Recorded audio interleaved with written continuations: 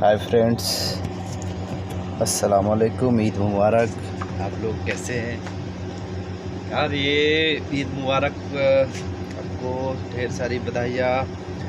ये corona virus की वजह से ईद की खुशी हम लोग सेलिब्रेट सही से नहीं कर पा रहे हैं। क्या कर सकते हैं? ईद का नमाज़ पढ़े और घर पे जाएं, ईद का नमाज़ अदा करें और घर पे जाएं। Stay home, stay safe. और इधर भी हम लोग दुबई में नमाज़ पढ़े और घर में बस रूम में आ गए, वहीं से वही खाए। फिर बिरयानी बनाया, बिरयानी खाए। ऐसे नमाज़ पढ़े और अपना घर रूम में जाए, बेहतर यही है। ओके, अल्लाह हाफिज़। मेरे चैनल को सब्सक्राइब करें, लाइक करें और बेल आइकन दबाएं। इंसाफ हातिम। ईद उल फित्र की नमाज कोविड-19 लॉकडाउन में कैसे पढ़ेंगे? अपने एडवोकेट फैज़ सैयद से इसके बारे में बताएंगे। ये फैज़ साहब आपको बताएंगे। इंशाल्लाह ये वीकेंड पर इंडिया में संडे या मंडे होंगी ईद, और हमारे पास सैटरडे या संडे होंगी। तो अब ये ईद का तो एक मतलब साल में एक ही बड़ा होता है, दो होते हैं, दो ईद है। इसमें से ये ईद ज्यादा हम उससे मनाते हैं क्योंकि रमजान का महीना खत्म होता है। तो ईद से रिलेटेड मतलब क्या इसकी वो रहेंगी, मतलब मुस्लिम्स के लिए कि what we should follow for the Eid? खुतबा जरूरी रहेगा? ये बहुत सारे लोग जो जूम पे खुतबा सुन रहे हैं, जैसे हमारे पास चल रहा है कि आप जूम पे खुतबा सुन ले रहे हैं और फिर आप पढ़ रहे हैं, मतलब खुतबा जरूरी है नहीं है? या एक सिंपल वर्ड में कि किस तरह से हम फॉलो करें ईद इस बार? देखिए, इस बार ईद के लिए आप जो कर सकते हैं वो ये है कि अनस बिन मालिक रज़ी अल्लाह अन्हु के ताल्लुक से एक आसार मिलता है, मतलब एक हिस्टोरिकल एक रिवायत मिलती है उनके अमल के ताल्लुक से कि उन्होंने एक बार, उनका घर जो है बस्ती से दूर था, तो उन्होंने अपने घर वालों को जमा किया और ईद की नमाज़ खुद पढ़ाई और पूरे घर वाले जमा हुए और खुद नमाज़ पढ़ाई। और यहाँ खुतबे का ज़िक्र नहीं, तो इससे उलमा लिखते हैं कि जब ईद की नमाज़ अकेली पढ़ी जाए तो खुतबा नहीं दिया जाएगा। तो ये एक आसार सहाबी से हमें मिलता है कि ऐसी हालत में जब इंसान मजबूर कर दिया जाए, शहर से बाहर रहता हो, अकेला रहता हो और घर की अफराद अगर नमाज पढ़ते हैं, तो वहाँ नमाज पढ़ी जाएंगी बाजमात, मतलब घर में अगर जेंट्स है, लेडीज है, सब पढ़ सकते हैं बाजमात, और ईद का खुतबा लेकिन नहीं होगा। तो अगर ऐसा लोग कर रहे हैं, जहाँ लोग सिर्फ मैं घर में हूँ, मेरे वाइफ और बच्चे हैं, तो अगर हम ही पढ़ रहे हैं, तो मैं इमाम बनूंगा, नमाज पढ़ाऊंगा, मेरे बच्चे और बीवी मेरे साथ नमाज पढ़ेंगे, और उसके बाद जो है खुतबा नहीं होगा ईद का। और ईद की नमाज वैसी पढ़ी जाएंगी, तैयारी सेम होंगी। आप अगर मैस पानी अवेलेबल है तो आप गुस्ल लेंगे। उसके बाद आप सल्लल्लाहु अलैहि वसल्लम पहले खजूर खाकर जाया करते थे ईद के अंदर, और बकरीद में आकर खाते थे, तो आप 1 खजूर या 3 खजूर खाकर जाएंगे। जो सबसे अच्छे कपड़े आपके पास पहनेंगे, और घर के अंदर ही आप जहाँ नमाज पढ़ना चाहते हैं वहाँ जमा होंगे।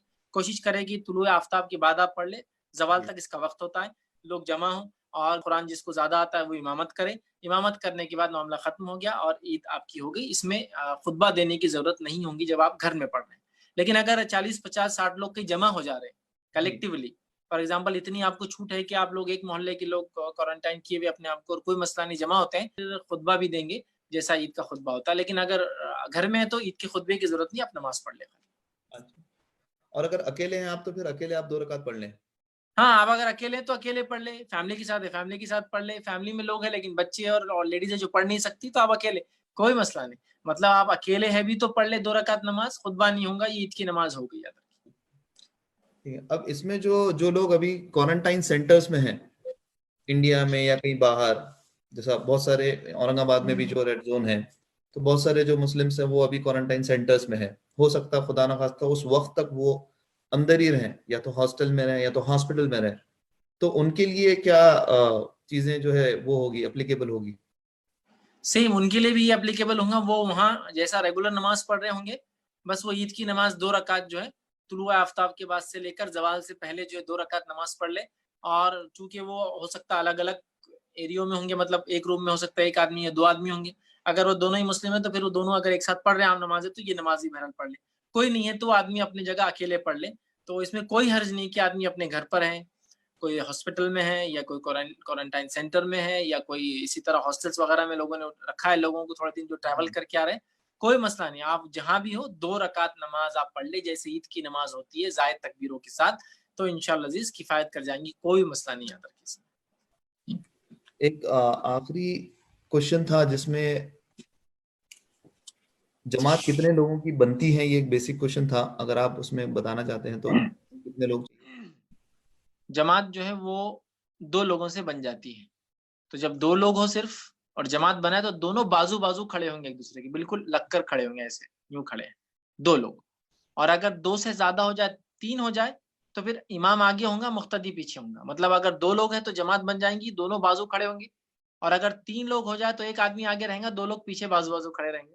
तो जमात के लिए 2 लोग चाहिए कम से कम, याद रखिए। और एक मैं जो जमात का बोल रहा था उसमें एक चीज़ ऐड कर दूँ, अगर लेडीज़ और जेंट्स और जमात बनाना चाहते हैं, मतलब हस्बैंड एंड वाइफ जमात बनाना चाहते हैं, जी, तो फिर बाजू खड़े नहीं होंगे, याद रखिए। जी, मर्द और औरत बाजू खड़े के नमाज नहीं पढ़ सकते, चाहे महरम क्यों ना हो। तो अगर हस्बैंड एंड वाइफ जमात बना रहे हैं तो हस्बैंड आगे होगा और वाइफ अकेले पीछे खड़े रहेंगी, ये उनकी जमात होंगी, याद रखिए। लेकिन अगर 2 मेल है तो बाजू खड़े होंगे, 3 हो जाए तो इमाम आगे और 2 पीछे, और अगर उसमें लेडीज भी हो